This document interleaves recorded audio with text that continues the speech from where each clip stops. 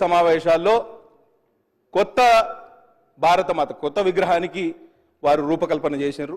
ఆ విగ్రహానికి కిరీటం ఉన్నది, తర్వాత హారాలు ఉన్నాయి, కంఠహారాలు ఉన్నాయి, ఒక త్రివర్ణ జెండా కూడా చేతిలో ఉండే.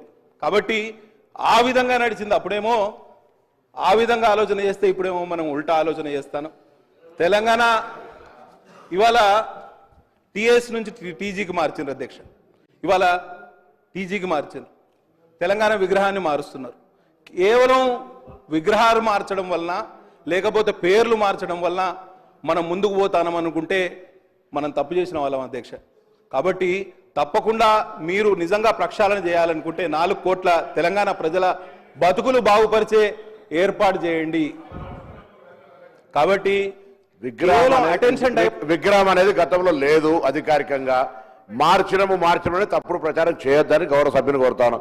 నూతనంగా తెలంగాణ ప్రభుత్వం పక్షాన అధికారికంగా శాసనసభ ద్వారా తెలంగాణ సచివాలయంలో పెడుతున్నటువంటి విగ్రహం ఇది.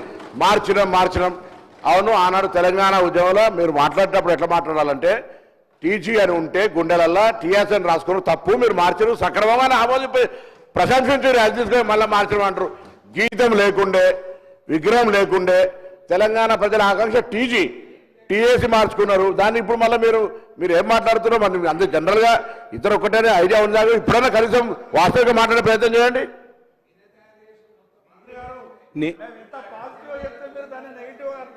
మిమ్మల్ని అప్రిషియేట్ చేస్తున్నాం.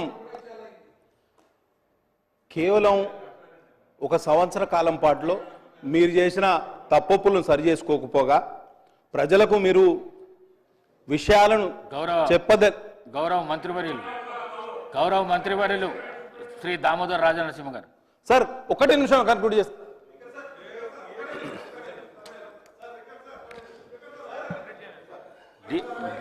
డీవియేషన్ కాకుండా ముఖ్యమంత్రి ప్రకటనపై క్లారిఫికేషన్ చెప్పండి. డీవియేషన్ అన్నారు, నేను ఒప్పుకున్నా, నేను ఒప్పుకున్నా. డీవియేషన్ కాలేదు. నేను గ్రౌండ్ రియాలిటీ నుంచి 2 విషయాలు చెప్పదలుచుకున్నా.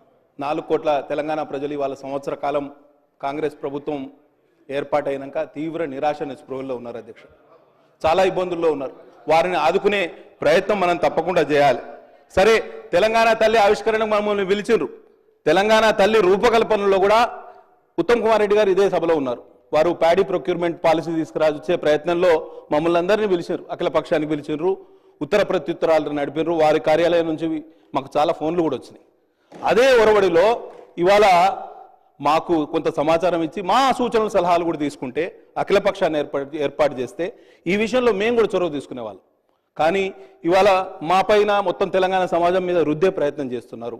అది కొంత ఆక్షేపణీయమని తెలియజేస్తూ, అట్లే డిసెంబర్ 9 మీ నాయకురాలి యొక్క జన్మదినం, దాన్ని కూడా అవతరణ దినోత్సవంగా చెప్పే ప్రయత్నం కూడా చేస్తున్నారు. పార్టీకి సంబంధించిన విగ్రహం గతంలో ఉండేది అని మంత్రి గారు చెప్తారు అధ్యక్ష.